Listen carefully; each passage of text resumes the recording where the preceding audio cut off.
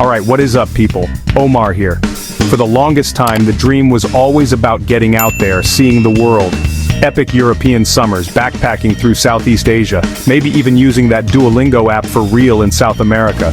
Airports were buzzing, passport stamps were badges of honor, and suitcases were practically permanent accessories. But lately, something's shifted. There's this hesitation. You hear it in conversations, see it in travel forums. Dream trips feel like gambles. That vision of sipping espresso in Rome or wandering through ancient temples in Kyoto, it's fading. Poof. And it's not just one thing, it's a whole mess of reasons piling up. So, what's the deal? Why are so many of us pumping the brakes on international adventures? Today, we're not just scratching the surface. We're diving into the fears, the real legitimate anxieties people are feeling. We're looking at the cold, hard facts, the numbers, the news, the stuff you can't ignore. And yeah, we're definitely talking about the frustration, that feeling of your travel plans getting totally derailed. Is international travel truly off the table for Americans, or is there more to this story? Let's get into it. Okay, let's kick things off with flying. Right now it feels less like an adventure and more like rolling the dice. You book a flight, pack your bags, and then you get to the airport and it's just chaos. Flight delays are up, cancellations are through the roof.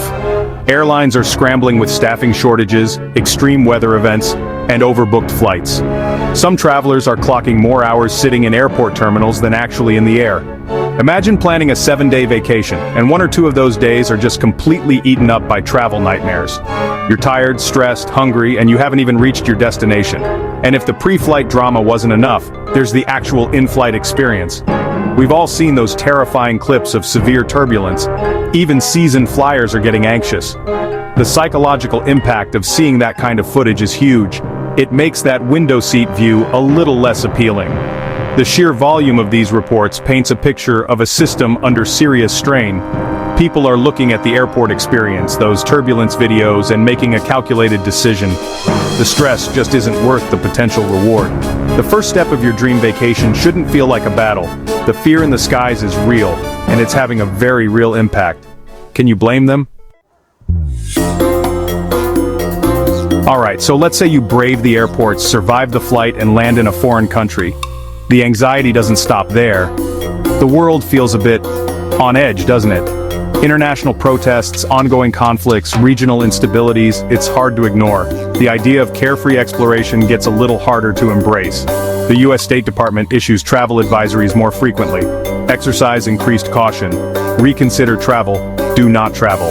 These warnings are based on real intelligence and assessments of risk. We're seeing more high-profile stories about tourists getting into serious trouble abroad. Tourists being targeted by sophisticated scams. These stories spread like wildfire online and they hit close to home. This creates a powerful what-if factor. What if I get sick and can't communicate? What if there's a sudden political upheaval? What if I accidentally break some local law? The fear is palpable. People are canceling trips purely because of safety concerns. It's a shift from adventure seeking to risk mitigation. The idea of navigating an unfamiliar legal system or a sudden emergency in a foreign land is daunting. The comfort and familiarity of home are starting to look a whole lot more appealing. Chapter 3. The cost just isn't adding up, literally. International travel is starting to feel less like a treat and more like a rip-off. Airfare is the first gut punch. What used to be a reasonable round-trip ticket to Europe now feels like they added an extra zero. Accommodation prices in many popular tourist destinations have skyrocketed. Even hostels and Airbnb options are feeling the squeeze of inflation. Then there's the exchange rate. Currency fluctuations can make trips to Japan or parts of Europe less budget-friendly. It's a triple whammy: expensive flights, expensive lodging, and a less favorable exchange rate. People are doing the math, and the difference is staggering. What used to be a feasible $1,500 or $2,000 adventure can now easily balloon to $3,000, $4,000, or even more. Even budget travel hacks are losing their magic. People share stories of meticulously planned budget trips where unexpected costs kept piling up. This financial pressure is a huge deal. For many Americans, disposable income is tight. The extravagant cost of travel abroad becomes a much harder sell. The value proposition has changed. The price tag attached to actually getting there and being there is becoming a major deterrent. Chapter 4. Enter the Great American Staycation Boom. If flying is a nightmare, the world feels sketchy, and everything costs a fortune, what's an adventure-loving American to do? A lot of them are looking inward, or at least within the borders of the US, there's this massive trend taking over, the Great American Staycation. People are rediscovering the incredible diversity and beauty that exists right in their own backyard. Why wrestle with foreign currency exchange apps and confusing public transport maps when you can just not? The appeal is obvious. Less stress, often less money, and a surprising amount of wow factor. Social media feeds are blowing up with #staycation ideas.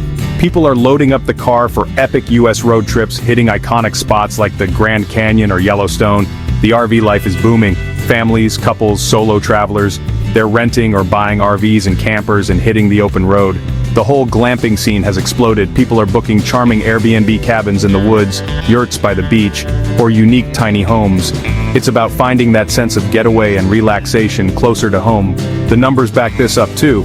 AAA reports that a significant chunk of Americans are planning to take their vacations within the US this year. The Great American Staycation isn't just a compromise. For many, it's becoming a genuinely preferred way to unwind and explore. Chapter 5. But wait, is all the fear justified? A reality check. We've laid out why many Americans are saying nah to international travel. The airport gauntlet, global anxieties, eye-watering costs, it's a lot. But let's hit the pause button and ask, is all this fear completely justified? The narrative that the entire world is off limits just isn't true. There are still countless countries that are incredibly safe, genuinely welcoming to tourists, and can still be more affordable than a comparable vacation within the US. Think about places like Portugal, Japan, or parts of Mexico and Central and South America. These places haven't suddenly become danger zones overnight. Travel experts will tell you that while vigilance is more important than ever, international travel is far from dead. The key is preparation. It's about doing your homework, being a smart and informed traveler. This means really researching your destination, understanding local customs and laws, and being aware of current events in that specific region. It also means staying alert and practicing common sense safety measures. Avoid known hotspots or areas with active travel advisories. The world is a massive place. Just because one region is experiencing turmoil doesn't mean an entire continent is a no-go zone. Good travel insurance is non-negotiable. Incredible and safe adventures abroad are still very much on the table. Chapter 6. Your trip, your call. So, there you have it, a deep dive into why so many Americans are hitting the brakes on their international travel plans.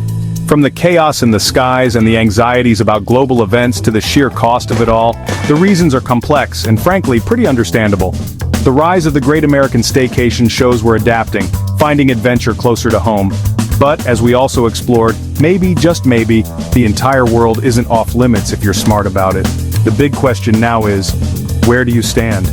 Are you still dreaming of far-off lands, ready to brave the challenges for that unique international experience? Or are you firmly on Team Staycation? There's no right or wrong answer. It's all about your comfort level, your budget, and what you're looking for in a getaway. I genuinely want to know what you think, so drop your thoughts in the comments below. And if you've ever had to cancel a big trip, give that like button a good smack. You're definitely not alone. Don't forget to subscribe to the channel because we've got a ton more wild travel content, tips, culture shocks, and adventure stories coming your way. Thanks for hanging out, and I'll catch you in the next one.